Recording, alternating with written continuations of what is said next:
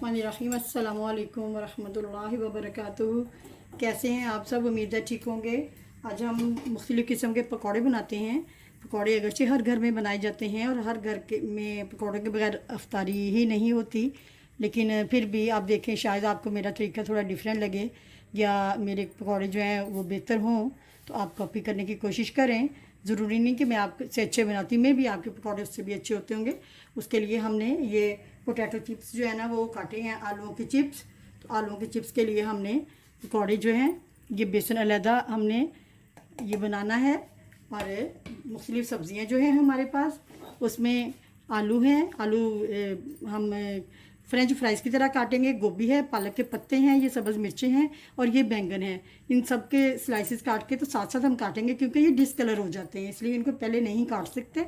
हमने सुर्ख मिर्च ली है आधा टीस्पून, और ज़ीरा साबुत लिए है आधा टीस्पून, धनिया साबुत लिए है आधा टीस्पून, नमक आधे टीस्पून से कम है, और चाट ये गरम मसाला पाउडर है ये 1/4 टीस्पून है, ये सारा इसमें डालेंगे। इसी तरह हमारे पास ये सारी चीज़ें उससे अब जो रेशो मैंने बताई उससे डबल है। ये साबुत ज़ीरा सफ़ेद 1 टेबल स्पून, साबुत धनिया 1 टेबल स्पून, सुरख मिर्च 1 टेबल स्पून, ये नमक है, नमक आधा टेबल स्पून है, और चाट मसाला ये भी आधा टेबल स्पून है, ये इसमें डालेंगे और इन दोनों को मिक्स करेंगे। ये बेसन में 1 पाव मैंने लिया है और ये बेसन में आलू के चिप्स बनाने के लिए घोल रही हूँ, क्योंकि ये थोड़ा सा पतला बनाया जाता है, इसलिए इसको अलग घोला गया है। बाकी सारी सब्जियों के लिए मैंने बेसन दूसरे बोल में बनाया। हमने बेसन तैयार कर लिया है। ये इस कंसिस्टेंसी का होना चाहिए, ये रनी है लेकिन इतना ज़्यादा पतला नहीं। इस पे आलूओं की चिप्स की कोटिंग करेंगे हम।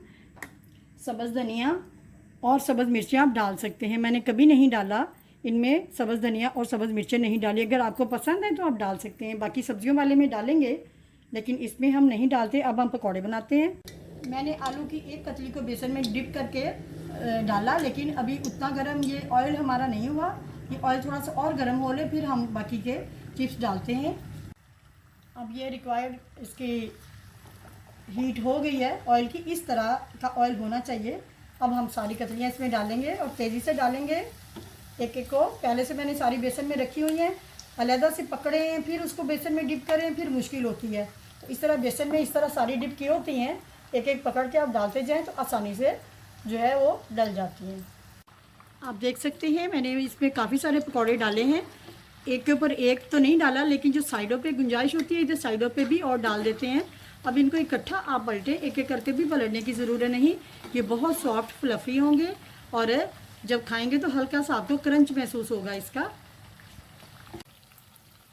ये 1 से 1.5 मिनट एक साइड पे लगते हैं और आगे आपने ऐसे ही रखनी है। अब फिर इनकी साइड बदलते हैं, देखते हैं क्या कंडीशन है।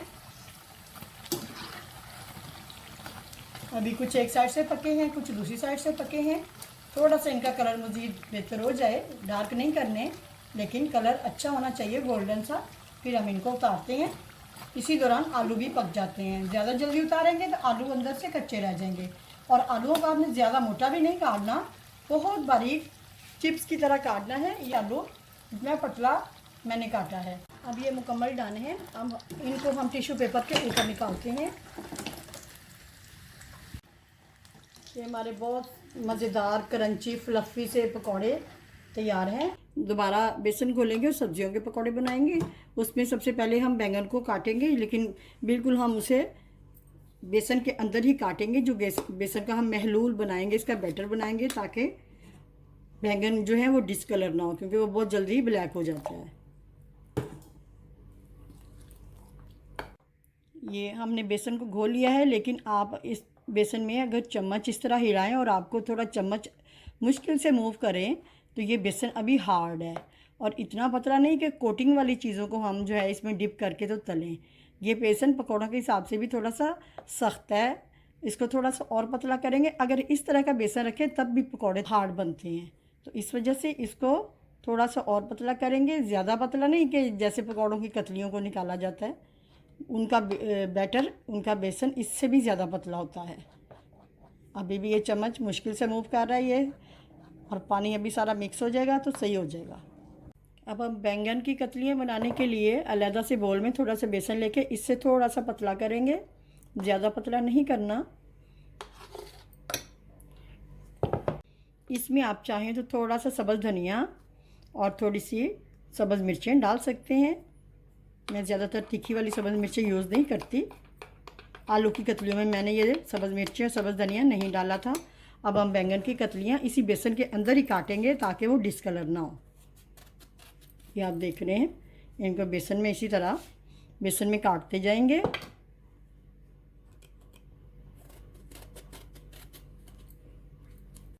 ये बैंगन की कतलियों के पकौड़े हम इसमें ऑयल में डालेंगे।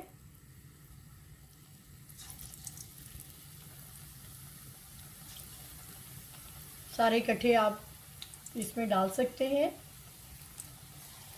बैटर वाले बोल में, जिसमें बैटर है इस तरह, और फिर इसी तरह सबको पकड़ पकड़ के इस तरह अंदर डालें। बाज़ हमारी बच्चियाँ अलहदा रख लेती हैं और एक एक पीस को पकड़ती हैं, फिर डिप करती हैं, फिर ऑयल में डालती हैं, तो सारे पकौड़े जो है वो उनका कलर और उनकी कुकिंग टाइम जो है वो बैलेंस नहीं रहता। इस तरह जल्दी जल्दी डालेंगे। इनको एक के ऊपर एक नहीं डालना। आलू हमने ज़्यादा डाले थे, वो सारे एक ही टाइम में पक जाते हैं, लेकिन इनको उतनी ज़्यादा मिकदार में नहीं डालना। अब हम इनको थोड़ा सा हिलाएंगे। इनको आलूओं जितना नहीं पकाना, क्योंकि बैंगन नाजुक सब्ज़ी है, ये बहुत जल्दी सॉफ्ट हो जाता है। आलू को थोड़ा सा गलाने के लिए थोड़ा टाइम ज़्यादा रखना पड़ता है, तो इसलिए इनको अभी हम साइड नहीं बदलेंगे, लेकिन थोड़ा सा हिलाएंगे। और चूल्हे को, आग को इसी तरह आपने रखना है, इसकी आंच को इतना ही तेज़। अब इनकी साइड बदलेंगे।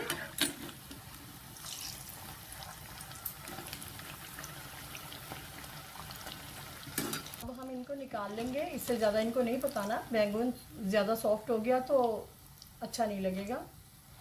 किसी टिश्यू पर निकालें या कोई किचन टॉवल पे निकालें, ताकि ज़ायद ऑयल जो है उसका वो अपने अंदर सोख कर लें, जज़ब कर लें।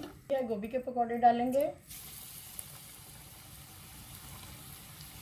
दूसरी तीसरी दफ़ा में आँच थोड़ी सी ज़्यादा तेज़ हो जाती है, क्योंकि इसका टेम्परेचर बहुत बढ़ जाता है ऑयल का, तो आँच को थोड़ा सा कम कर देना चाहिए। गोभी के पकौड़े एक साइड से थोड़े बन गए हैं, तैयार हो गए हैं, उनकी साइड बदल रहे हैं हम, और इनकी भी साइड साथ ही पलट देते हैं।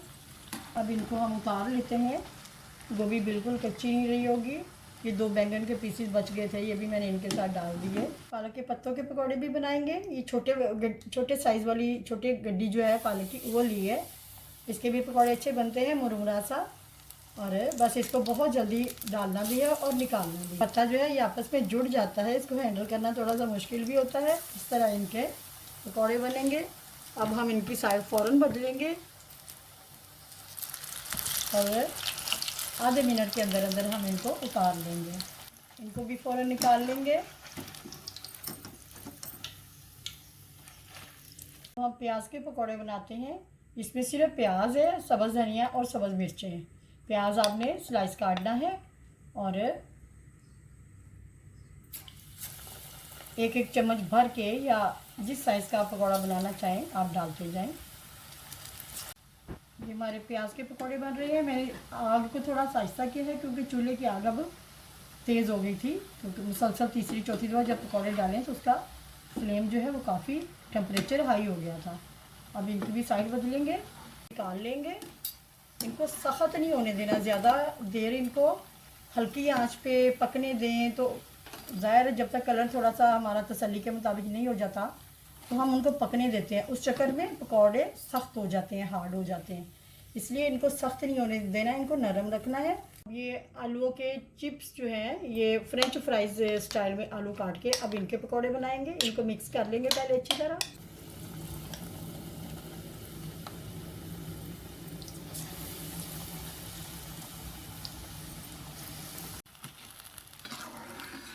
ये हमने अभी भी इनकी साइड बदली थी। ये हमारे आलूओं के पकौड़े हैं। ये ज़रा सा टाइम इनको आधा मिनट और दें, ताकि आलू जो हैं वो कच्चे ना रहें। बाकी सब सब्ज़ियाँ, प्याज, बैंगन, पालक, ये सब सब्ज़ियाँ तो बिल्कुल सॉफ्ट होती हैं। ये इनके पकौड़े जल्दी बन जाते हैं, लेकिन आलू को थोड़ा सा गलने में टाइम लगता है। अब इनको निकाल लेंगे। थोड़ा सा ऐसे ज़ायद ऑयल जो है उसे थोड़ा सा निचोड़ लेना चाहिए। पालक के पत्तों वाले भी बनाए हैं। हम पालक के पकौड़े बनाते हैं। पालक की रेशो मैंने ज़्यादा रखी है, आप चाहें तो अपनी मर्ज़ी से इसको पालक को कम भी डाल सकते हैं। इस साइड बदलेंगे।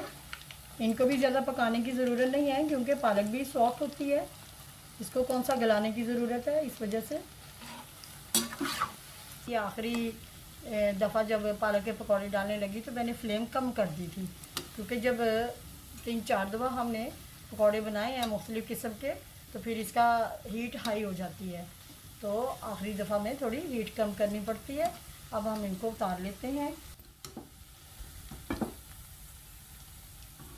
जी व्यूअर्स, मेरी ये काविश कैसी लगी है। मैंने ये 6 किस्म के पकौड़े बनाए हैं और सारे ही बहुत मज़े के हैं। इनमें थोड़ा सा क्रंचीनेस और सॉफ्टनेस भी होनी चाहिए, क्रंची भी होना चाहिए। ये पालक के पत्तों के जो पकौड़े थे ये मेरे पास हैं। ये पालक के पत्तों के पकौड़े भी बहुत ही सॉफ्ट और फ्लफ़ी बने हैं। आप जब भी बेसन को तैयार करें उसका नमक मिर्च उसके स्पाइसीनेस चख लें, कम लगे तो और ऐड कर लें। अगर रोज़ा है नहीं चख सकते तो साथ चाट मसाला रखें, इसके ऊपर छिड़क लें और किसी भी चटनी के साथ, केचप के साथ आप सर्व करें, आपको इंशाल्लाह मज़ा आएगा। जी व्यूअर्स, मेरी ये काविश कैसी लगी। मैंने 6-7 किस्म के पकौड़े बनाए हैं और सारे पकौड़े जो हैं वो फ्लफ़ी भी हैं, सॉफ्ट भी हैं। इनमें सब्ज़ी कच्ची भी नहीं होनी चाहिए और इतना हार्ड भी ना हो कि खाएं तो आपसे चबाया ना जा सके। आलू की कतलियाँ पतली रखें और बैंगन की कतली थोड़ी सी उससे डबल मोटी रखें। और ये पालक के जो पालक के पत्ते हैं उनके पकौड़े हैं, ये देखें आप, ये बहुत ही अच्छे और मज़ेदार हैं। जी व्यूअर्स, ये पालक कटी हुई पालक के पकौड़े हैं और ये पालक के पत्तों के पकौड़े हैं। तो इस तरह आप भी कोशिश करें बनाने की और शायद आप हमारे से अच्छे बनाते होंगे, ज़रूरी नहीं कि आपको नहीं आता हो और हमें हमारे से अच्छा आपको आता होगा। जी व्यूअर्स, अगर आपको मेरी ये काविश पसंद आए तो आप मेरे चैनल को लाइक करें, शेयर करें, सब्सक्राइब करें और दुआ में याद रखें। अस्सलामु अलैकुम वरहमतुल्लाहि वबरकातुहू।